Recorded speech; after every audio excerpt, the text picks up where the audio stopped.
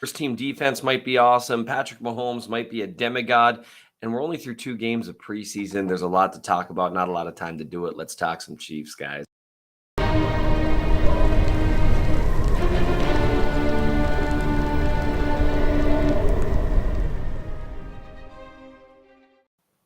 Welcome to Keys to the Kingdom, our Monday or Tuesday, depending on how things go. Though it's been Monday both weeks. Breakdown of all things Chiefs in Chiefs coverage specifically here on RGR Football, where we are going to break down every week some of the main topics of conversation following the latest Chiefs games. I'm Seth Kaiser, or the Chief in the North, whatever you want to call me is fine. Whatever it is, I've definitely been called worse. So let's get right into it today, because my mentions at the moment are absolutely filled with people wanting to talk about a few different issues. Normally, I would start off with the first thing that I wrote about following the game. But because right now there's so much conversation going on, and generally on social media, that sort of thing, although I think it's making its way to some of the YouTube channels and that kind of stuff as well. Right now, what people are talking about, what everyone's asking me to write about next, is the Chiefs' run game, mostly because it's not been good. And I was curious how long it would take. Every season, you generally see this. People love to start off talking about the positive things, and then that's before the games start. And then once the games start, there tends to be a little more focus on things that might be going wrong, as well as things going right. Because there's a lot of things that went right against the Washington Commanders, not the Washington football team. Frankly, I kind of like the Washington football team as a name, but no one asks me anything about these things. So first things first, we're going to talk about the Chiefs run game. And I could really talk about any myriad of plays, but there's a couple that are making around on Twitter. I'm not going to get too deep into the woods on X's and O's just now. That's what I'm going to be writing about later this week on the Chief of the North newsletter. Probably actually today, by the time you're watching this, it might already be up, or it's going to be about to be up. But the long story short is the run game has been largely ineffective. And we're seeing plays like this one kind of making the rounds. Let's see if we can just zoom this bad boy up one more time, maybe even 2 more times. Why not? By the way, Caleb James doing a great job covering the Chiefs. You should give him a follow. He's one of the people I'm referencing here who's talking about a stuffed run by Isaiah Pacheco early in the game. There's been some concern about the Chiefs' first team offense specifically. So that's what I'm going to be talking about here. So essentially, and again, we're not going to go too far into the weeds here. Caleb has an opinion on why this play went wrong. I might beg to differ a little bit, but reasonable minds can disagree on such things. Essentially, the long story short here is a lot's being made about the fact that Patrick Mahomes, if you watch as the play unfolds here, he starts pointing to Pacheco, go right, man. And again, I'm going to break this down in more detail about why I'm not entirely in agreement with Caleb's take from the way that this play is designed, which there was actually some great conversation between him and Brett, who is another guy you absolutely should be following, which, oh my goodness, I'm embarrassed. Hey, Brett, who drops some unbelievable knowledge on the Chiefs consistently, who I assumed I was following because I interact with him so much. But apparently we get to just update my mistakes live here on Keys to the Kingdom. He breaks down here what this run is. So a Y insert scheme used to give the backside of the play angles. Basically what you're seeing here, when he says Pacheco should be pressing this front side, and they talk about it, it changes the combo because of the added hat. So Gray is inserting. But what you see here, the long and short of it, without going too much here into the weeds in terms of the terminology here, this part right here is what I agree with. The running back should press the double or combo block, whatever you want to call it, and then hit right here. You see how Trey Smith is hitting the defender that appears to be crashing into the gap. The people are saying, well, he couldn't cut back right because he got this. Trey Smith's block here is always going to be moving back up field, and Pacheco knows that, or at least he should know that. So even though he's got an insert block here with Gray with an initial blocker, and one would assume that's the only place that he should be following, there's a read here where he should be following Smith once you see the numbers here. So again, we're going to get more into that conversation, but here's the short story here. Basically, what I'm seeing on film right now, and I'm going to write about this in more detail about multiple plays, There's another one that so people know that I'm not picking on Isaiah Pacheco. Here's one with Clyde Edwards-Helaire that was actually a 4-yard gain. But as Schwartz points out when he's talking about it, and obviously if you're not following Jeff, you should be. I don't know why you wouldn't be if you want to learn a little bit about offensive line and defensive line play. Basically, one of his main points is when the offensive line changes the line of scrimmage 3+ yards, I'd expect more than a 4-yard gain. And when you look at this play, you can see, and I'm not going to even try to break this one down until I actually am able to slow things down, look at it over and over and write about it, because that's where my forte is, not talking about it. You can see why there might be some frustration here when you've got an offensive line that is just driving back the line of scrimmage, and what the runner gets is exactly what the offensive line gained. That's a little bit of a problem. And the reason for that is that's not any kind of special skill, at least for an NFL running back, to gain exactly what the line gives you, to go just as far as the line's pushed forward, to run straight through a wide open highway of a hole, or just to go behind the offensive line push. And that's where I'm seeing some problems. So it's either a preview or a follow-up to maybe what you've already written, depending on when you're watching this, is that I've had a lot of people ask me about Reed's scheme. None of these run designs that we saw in those two plays, those aren't things that Andy Reid dreamt up. Those aren't his creation. These are basic run plays that most teams in the NFL would use at one point or another. There's some execution issues here, and that's what I want to focus on. Another thing worth noting when we talk about the Chiefs run game, it's an incredibly small sample size right now. Incredibly small. They have been passing the ball a lot more than they've been running the ball, and they've been doing it with a wild amount of success. And so the assumption that we've been making all offseason is that the Chiefs will run the ball more in order to make teams pay for these too high shells. That's not necessarily true. And that's one reason why I've answered mailbag questions a lot. Like, yeah, they might raise the increase that the percentage that they're running the ball a little, but it's not going to necessarily be that much. And the reason is Andy Reid. Well, actually, I could just not even follow that up. The reason is Andy Reid. That is not how he chooses to win. And that's not how he chooses to break any sort of coverage for the most part. Yes, you need to be able to run the ball successfully, and that's why I'm going to write about it.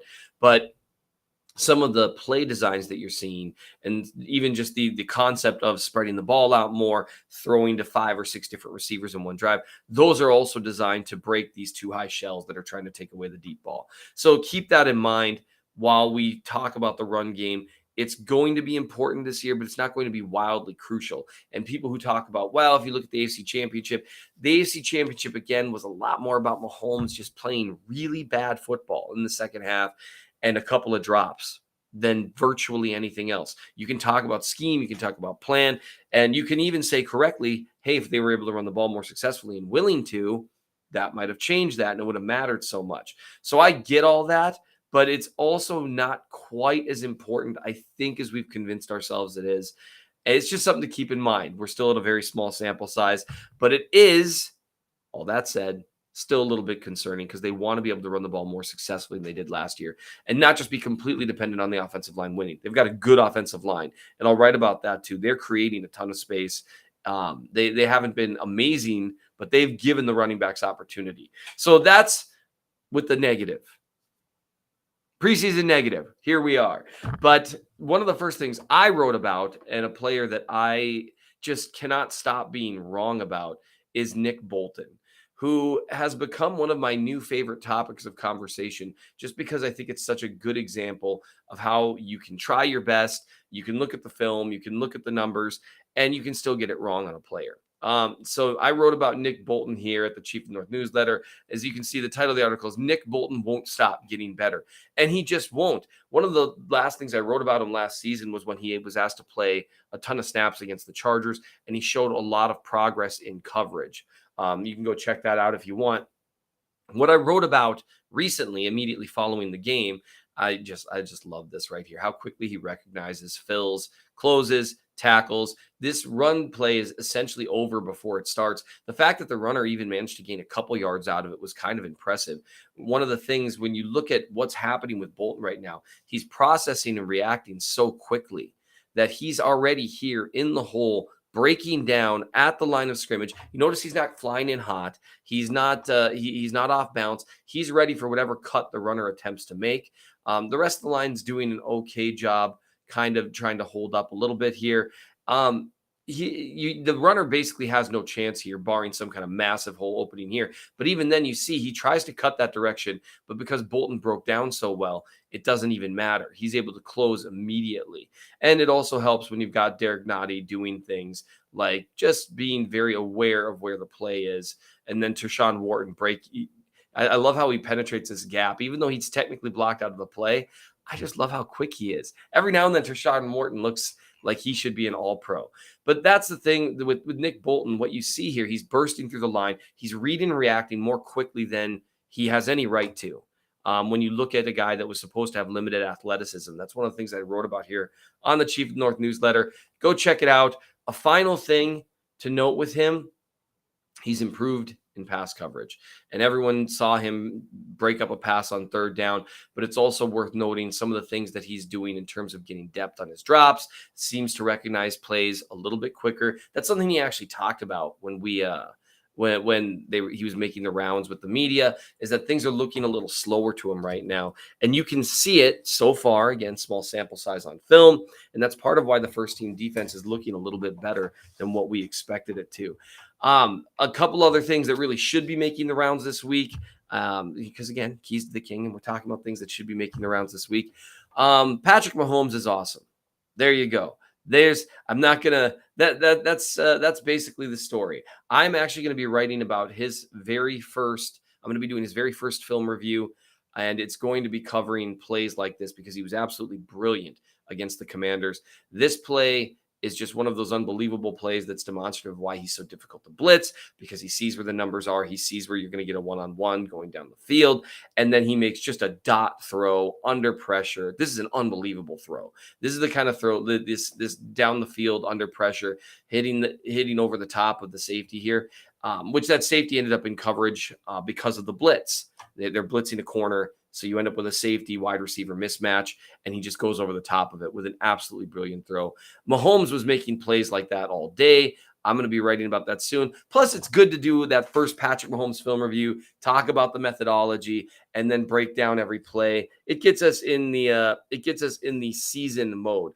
Another thing that I think should make the rounds a little bit this week should be George Karlaftis again. He was a little bit quieter, and coverage tends to not be about the same player 2 weeks in a row. And there's reasons for that. People don't want to read about the same player 2 weeks in a row.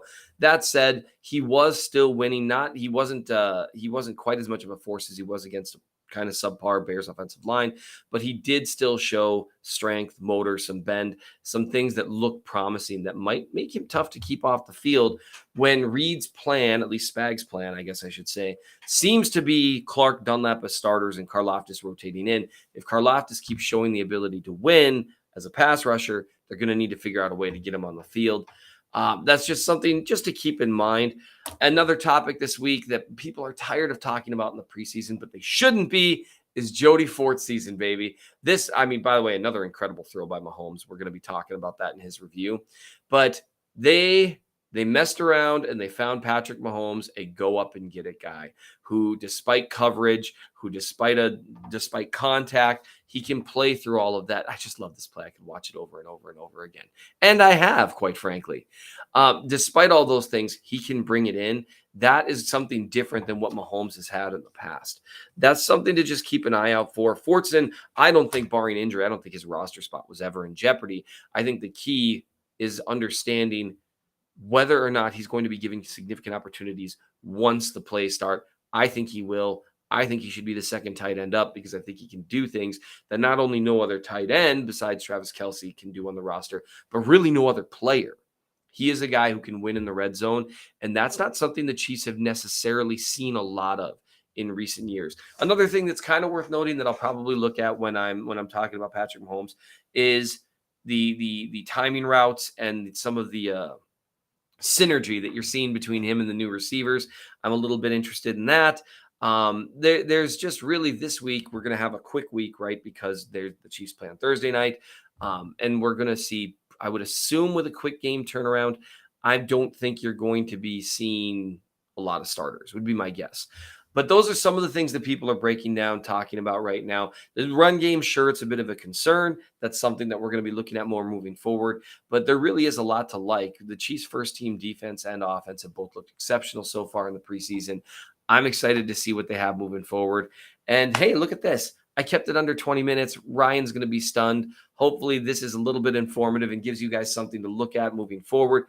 Keep in mind that we will be around Thursday for the mailbag. Mailbag, once again, it's going to be recorded in advance. So even though it streams live to you, I won't be able to look at your questions and answer them as we go through. It's not because I don't love you guys. It's just because my wife was going to kill me if I kept taking up my Thursday nights with that. And yeah, that really is actually it. I'd love to give another excuse than that. So keep an eye out on Wednesday. I'll tweet from my Twitter account, Real MN Chiefs Fan. I'll ask for mailbag questions. Look for that on Wednesday and then ask me a question there, and I will try to get to as many of them as humanly possible. Last time I was able to get to most of them. So check that out Thursday. Thanks for watching. I'm excited for what happens this week in Chiefs Kingdom.